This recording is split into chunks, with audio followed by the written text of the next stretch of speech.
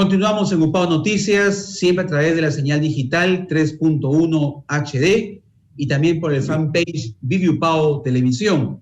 Son las 5:15. Vamos a empezar la sección entrevistas el día de hoy.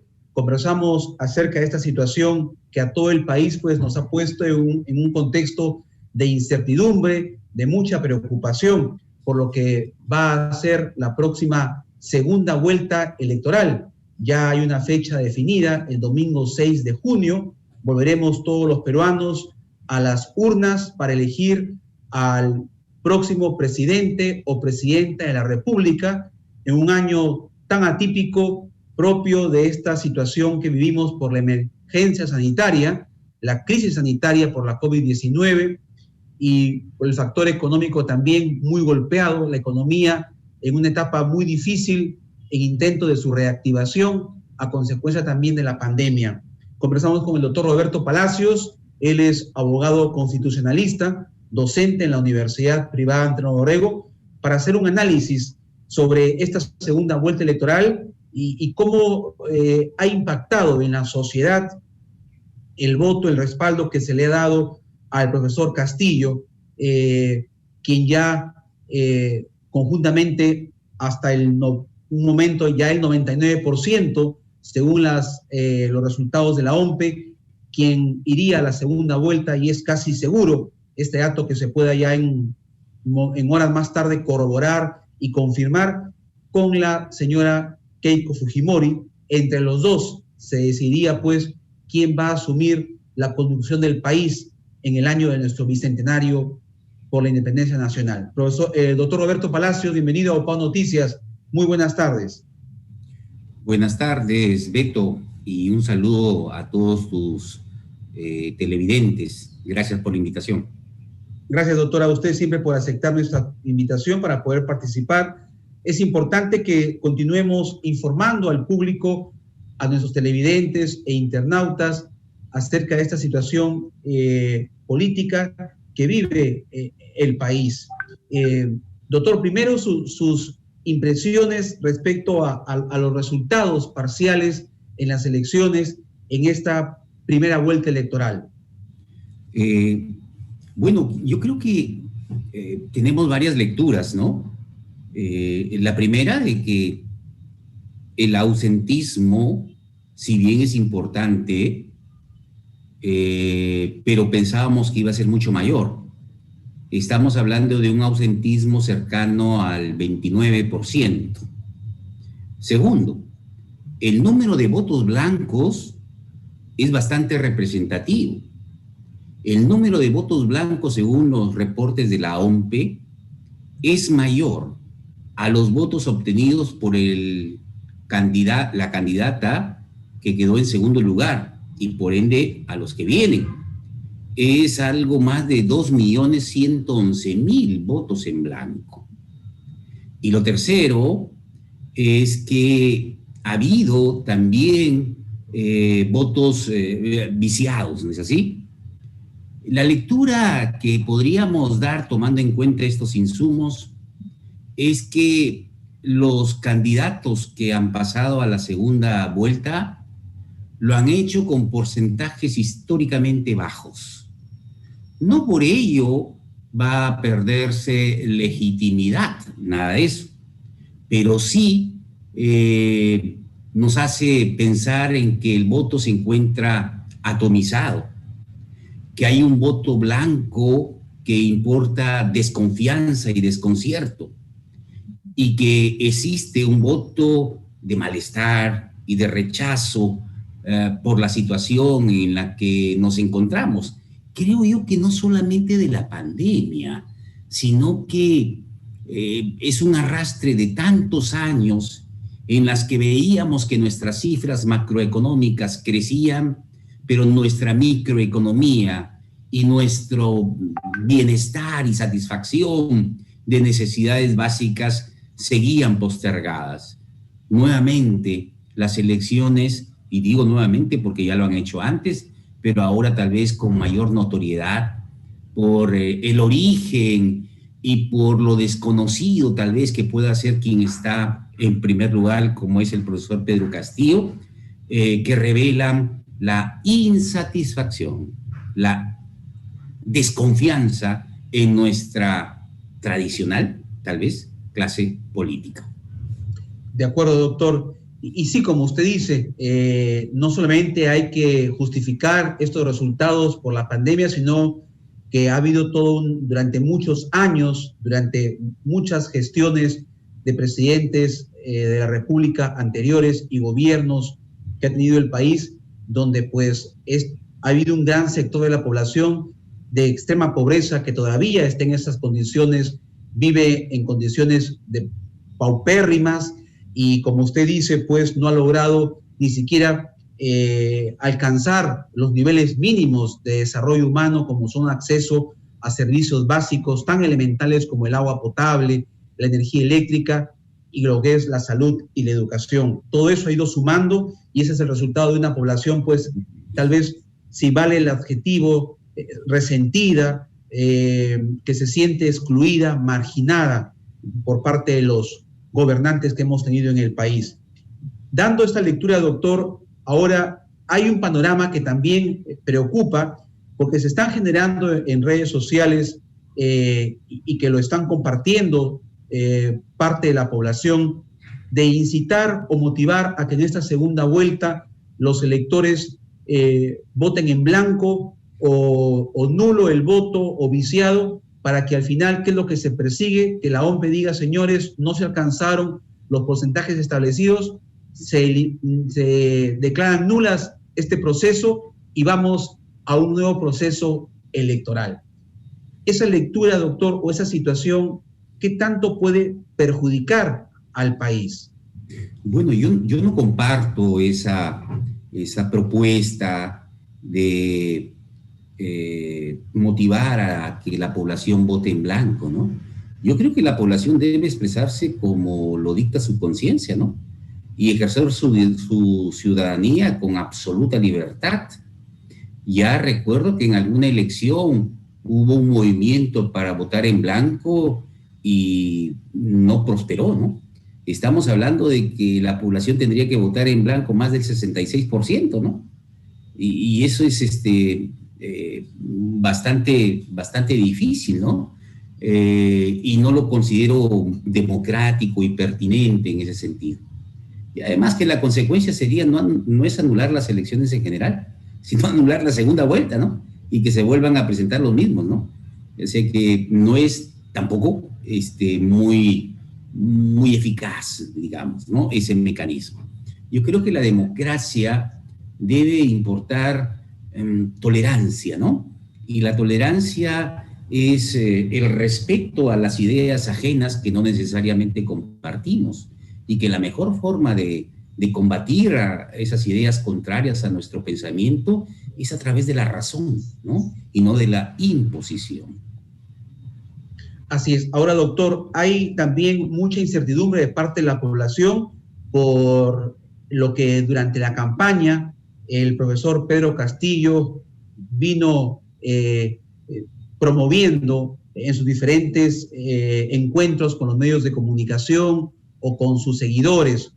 Y en una oportunidad hemos abordado en términos muy generales esta posibilidad de cambiar la Constitución, que para algunos políticos resultaría pues muy fácil promover un cambio constitucional, cuando ya con usted y con otros invitados expertos en la temática hemos dicho que lo ideal sería una reforma constitucional, pero no un cambio total de la Constitución.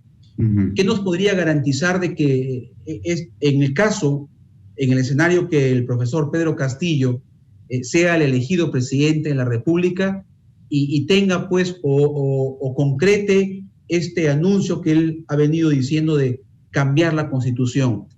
Esto tendría que ser sometido obviamente a que el Congreso lo apruebe, ¿verdad? ¿O cuál es el procedimiento constitucional que debe seguir este camino, doctor? Sí, Beto. Conforme lo establece la Constitución vigente de 1993, lo que es posible realizar son reformas a la Constitución. Y el órgano encargado de reformar la Constitución es el Congreso de la República. pero el Congreso de la República lo hace con un procedimiento bastante exigente, en algunos casos con referéndum. La Constitución no prevé la convocatoria a una asamblea constituyente para darnos una nueva Constitución. No se prevé un referéndum para darnos una nueva Constitución. Así que sería una decisión bastante particular de la persona que asuma la presidencia de la República de convocar a una asamblea constituyente para darnos una Constitución. Porque de acuerdo a la Constitución, insisto, que actualmente nos rige, esta solamente puede ser reformada a través de los mecanismos previstos por ella. ¿Qué significaría dejar sin efecto o no aplicar el procedimiento que establece la Constitución del 93? Bueno, significaría desconocerla, ¿no? Y por hablar de un término bastante suave, ¿no? Y sería instaurar, pues, ¿no es cierto?, la posibilidad de que sea el Ejecutivo, a través del presidente de la República, el que se arroga alguna atribución que formalmente no la tendría, ¿no? Bien, ahora, doctor, vamos al escenario de la segunda vuelta. Falta muy poco para que la OMPE oficialice los resultados de estas elecciones del domingo 11 de abril, pero es muy probable, ya según las cifras, los porcentajes, que acompañe en esa segunda vuelta al profesor Castillo la señora Keiko Fujimori, de Fuerza Popular. ¿Qué tendrían que hacer estos dos candidatos para poder lograr la aceptación de la población, considerando sobre todo, doctor Palacios, que la candidata Fujimori tiene, pues, diríamos, por parte del público, el antivoto? Recordemos que a inicios de esta campaña electoral, cuando se sometía a las encuestas a los ciudadanos, lo que sí estaban seguros, según lo que publicaban las encuestas, no iban a votar por la candidata, ¿no? Ya era el antivoto seguro. Pero ¿qué podría revertir esta situación para afrontar una segunda vuelta y llegar, pues, en condiciones donde la población tenga mayor capacidad de discernimiento, de análisis, y recurrir a lo que siempre apelamos: un voto informado y un voto responsable, doctor Palacios? Beto, lo que tenemos como escenario político es que han pasado a la segunda vuelta los dos extremos. El extremo izquierdo y, digamos, la extrema derecha. Lo que tienen en común son algunos rasgos conservadores, sobre todo con el reconocimiento de derecho a las minorías. Hablo de aborto, de el reconocimiento de las uniones civiles, ¿no es cierto?, a personas del mismo sexo, etcétera, ¿no? Yo creo que lo que deberían hacer ambos es escuchar a ese cerca de más del 70% de la población que no los eligió. Y escuchándolos tienen que proponer nuevas o mejores cosas para el desarrollo del país y de las personas. Tienen que moderar su lenguaje, sus propuestas, y tienen que garantizarnos y asegurarnos nuestra democracia. No hablo del modelo económico, porque tal vez ese modelo económico tiene que ser adornado, maquillado, cambiado, reformado, qué sé yo, ¿no? Pero lo cierto que más del 70% decidió no votar por los dos candidatos que pasaron, que deben moderar sus propuestas y deben convencernos que las propuestas que nos hacen son viables y nos van a llevar al desarrollo y al crecimiento como país y como personas. Finalmente, doctor Palacios, siempre en estas contiendas electorales, en el escenario que tenemos hoy en día, empiezan por ahí a generarse o a especularse ciertas alianzas entre grupos o líderes de los partidos políticos. ¿Cómo usted percibe esta situación? ¿Usted considera que qué alianzas podrían darse en este momento electoral en nuestro país? Es probable las alianzas, pero como lo conversábamos en anteriores oportunidades, uno de los problemas del país es la ausencia de institucionalidad y de partidos políticos. Ante la ausencia de una institucionalidad y de partidos políticos, las alianzas no tienen esa fuerza, no tienen esa capacidad de endoce, no tienen esa capacidad de ascendencia entre los votantes. Así que las alianzas que puedan surgir pueden ser para las fotos, para los titulares, pero después el ciudadano peruano creo que nuevamente nos está demostrando de que puede recibir tal vez un tupper por necesidad o un polo porque, bueno, lo quiere recibir. Pero cuando esté en la urna, ejerce su ciudadanía con libertad y vota por lo que él considera su mejor proyecto de vida, no sé, política o personal o de país. ¿No es así? Así que yo tengo mis dudas respecto de la eficacia y de las alianzas, ¿no? Porque al no haber institucionalidad y partidos políticos, estas alianzas son inocuas. Muy bien, doctor Palacios. Como siempre, un gusto poder conversar con usted. Gracias por esta información y estaremos atentos para más adelante seguir analizando esta coyuntura política previa a la segunda vuelta del próximo domingo 6 de junio. Gracias, doctor Palacios. Muy amable. Gracias a ti, Beto. Felicidades. Gracias. Vamos a ir a una pausa. Son ya las 5:32. Regresamos en UPAO Noticias.